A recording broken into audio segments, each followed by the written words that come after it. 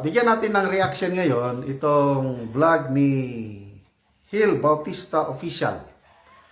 Ang title niya is Martial Law idedeklara para sa Grand Rally ng Iglesia ni Cristo sa Enero 13. Pipigilan? So bukas na po ang Peace Rally ng Iglesia ni Cristo na sinuportahan ng KOJC at ibang-ibang sectors of society. So, pag sabing martial law, ako martial law baby ako eh. So, gusto kong magbigay ng reaction, baka naman nakakapagbigay ng alarma itong ganitong ano. So, pakinggan muna natin si Gil Bautista. Ang basihan din niya si Atty. Roque. May basihan ba sila sa kanilang pangamba na baka mag-martial law? Ako, magbibigay ako ng aking opinion mamaya bilang martial law baby o martial law boy. Lumaki ako panahon ng martial law. Kaya, yun, may possibility po, no, na baka pigilan po nila ito sa pamamagitan po ng pagdeklara po ng martial law, ano po, mga kabida. Yun po yung opinion, no, ni Attorney Harry Roque, ano po, no. Pakinggan muna natin itong naging pahayag at vlog po ni Attorney Roque, mga kabida. At ang mga nasasagap kong mga haka-haka, ayun na nga po. Para hindi matuloy ang rally, baka may posibilidad na mag-martial law. Nasigurado po ako, siguradong sigurado ako, na gaya ng nangyari sa South Africa na ang martial law ang dahilan kung bakit na matatanggal na ang presidente, na impeach at tuluyang na matatanggal. At ngayon, mukhang maaresto na ng kapulisan, no, dahil hindi siya sumusunod sa utos ng Constitutional Court. Kasi doon sa Korea, ang didinig ng impeachment, na pag na-impeach ka na, yung kasong impeachment, hindi senadong didinig, kung hindi yung kanilang Constitutional Court, yung kanilang Supreme Court. Sa akin, mas maganda yung ganyang sistema. Kasi, mga abogado at dihasa sa batas ang didinig ng kaso laban sa presidente, lalo na kung ang issue ay dapat siyang matanggal by way of impeachment. No? So, tingin ko, pag ginawa yan ng administrasyon na mag-rally para lang hindi matuloy ang 13th, yung pag-o-organize kasi ng rally na ganyang kalaki, hindi biro-biro yan. Yung organization yan, yung mobilization yan, nangyari na yan ng isang taon pa. Noong 2024 pa. At ngayon, ang alam ko, may personal knowledge ako na yung mga kliyente ko, na may mga bus companies, tuwan-tuwa kasi by the hundreds na umupa ng bus ang Iglesia ni Cristo para dito sa Metro Manila. No? At nangyayari yan sa iba't ibang parte pa rin ng Pilipinas. So, ibig sabihin, organisado na tayo para sa 13. At kapag sila ay nag-martial law, organisado na tayo para labanan yung deklarasyon ng martial law. At gaya ng nangyari sa South Korea, baka lalo mapabilis pa na maingganyo ang militar na tugunan ng kanilang obligasyon na protektahan ang taong bayan. Ayan po, malinaw doon ho sa kanyang vlog, no, na posible, linawin na po natin, posibleng magdeklara po ng martial law ito hong Marcos admin, ano po, no? Para lang daw pigilan po itong malawakang kilos protesta po, no, ng INC laban po dito sa nalalapit po o nakaambang impeachment, no, laban po kay Vice President Sara Duterte, ano po, mga kabida. Pero para sa akin, ano po, sa tingin ko lang, baka siguro nakahaka lang po yun, ano, speculation lang po ni Attorney Roque yun, ano, mga kabida. Kasi unang-una, alam naman po ng Marcos admin kung gaano kalaki yung INC, ano. At alam naman po ng admin po, mga kabida, ng Marcos admin na nakakadepende o nagdedepende po yung mga politiko sa INC pagdating ho sa election. And mind you, malapit na po yung election po, at remember, mga kabida, malapit na po yung election, ano, sa Mayo na po, ano. Now, kung gagawin po ito ng INC, kung gagawin po ito, mga kabida, ng Marcos administration, baka tuluyan na pong magalit po itong INC po kay Pangulong Marcos, ano?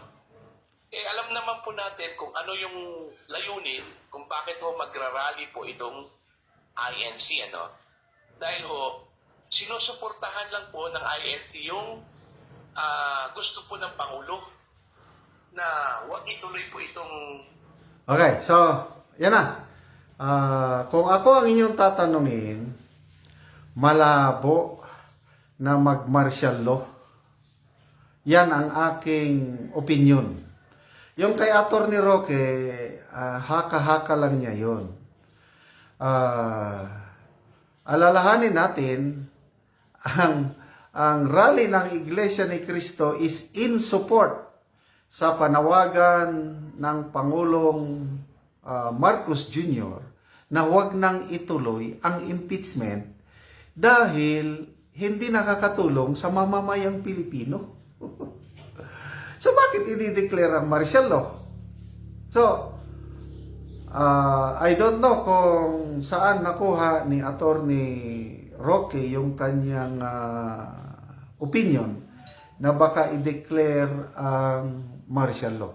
Kung ako ang never again to martial law. Kung ako ang inyong tatanungin. Kasi naranasan ko yung martial law years. Although, panahon ng Marcos Sr., to me, personal naging maganda yung epekto ng martial law sa akin kasi naging disiplinado ang tao panahon ng martial law.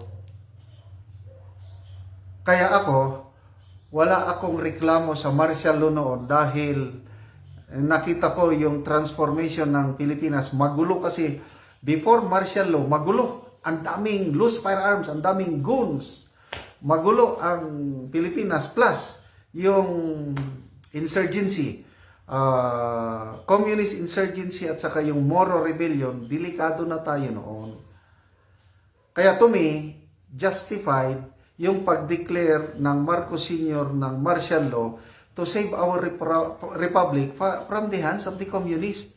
Yung MNLF noon, kakutsaban nila yan para agawin ang gobyerno, democratic government natin para maghari ang komunista. Kaya ako, pabor ako sa martial law noon.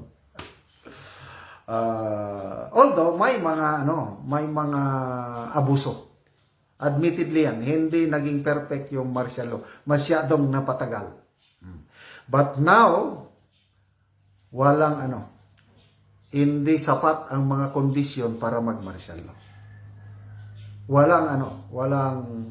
Walang matibay na dahilan para mag-declare ng martial law. Kaya, ako, yung sinasabi na mag-martial law, wala yan. Kasi nga, itong rally ng iglesia na ngayon sinusuportahan na ng KOJC at ibang-ibang is tugon sa panawagan ng Pangulo na huwag ituloy ang impeachment. Ang focus natin is yung impeachment. Hindi nakakatulong sa ating bansa ang impeachment ni VP Sara. Yun ang punto ng Pangulong Marcos Jr. At yan naman ang sinusuportahan ng iglesia. So bakit ima-martial law? So malayo. Hindi po against ako sa martial law. Kasi walang magandang maidudulot of course, iba yung martial law noong 2017, yung ISIS, yung kaguluhan sa Mindanao. Ayun ang tunay na martial law. Mindanao martial law lang para makontrol ang situation kasi pag hindi nag-martial law si Pangulong Duterte, delikado yung paglaganap ng multi-ISIS. Kailangan proteksyonan ng Pangulo, ng gobyerno, ang banta ng terorismo ng multi-ISIS. So yun, kailangan yung martial law panahon ng Duterte administration. Ngayon, wala akong nakikitang dahilan para mag-martial law. Kaya huwag po tayong matakot kasi pro-Marcos administration itong rally na gagawin ng iglesia. And of course, maliligtas na rin si VP Sara sa impeachment complaint at wala na, para-abusan na tayo.